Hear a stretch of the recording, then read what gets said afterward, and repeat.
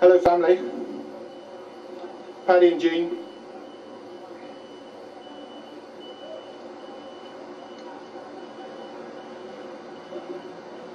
So in those sentiments of Gerard Winstanley, the spirit of John Ball was reborn. But it's not all about revolution, of course. When I look down there to Parliament, I think also of William Pitt, Pitt the Younger, who as Prime Minister at 24 years of age is likely to be forever the nation's youngest.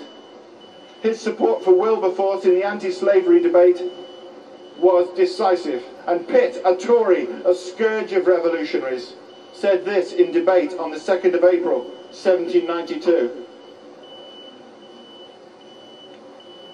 Why ought slave trade to be abolished? Because it is incurable injustice. How much stronger then is the argument for immediate than gradual abolition? By allowing it to continue, even for 1 hour, do not my right honourable friends weaken their own argument of its injustice?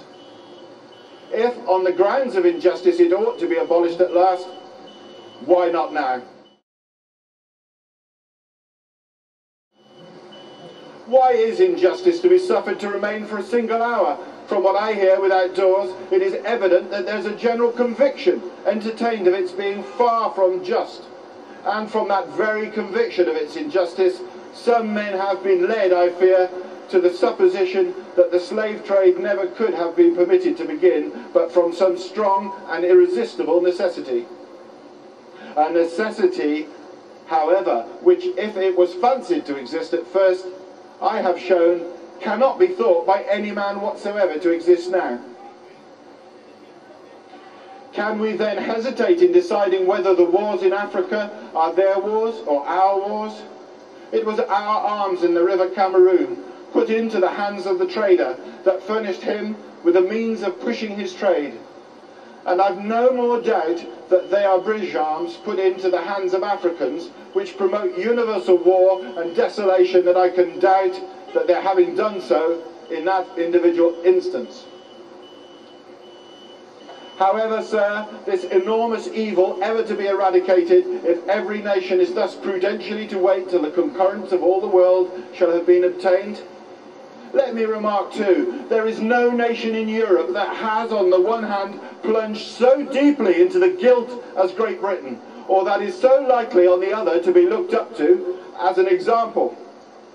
But does not this argument apply 1,000 times more strongly in a contrary way?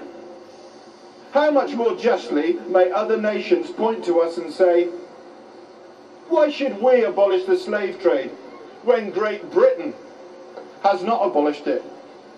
Britain, free as she is, just and honourable as she is, and deeply involved in commerce above all nations, has not abolished,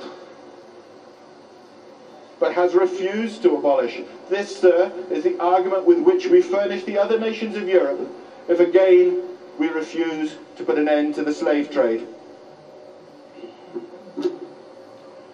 I often think of those words when reflecting upon the folly of Guantanamo Bay,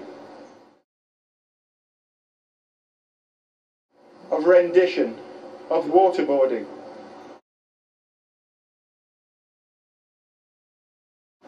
How on earth are we supposed to expect the nations of the world that continue to torture to bring a cease to that activity when they see America colluding with such?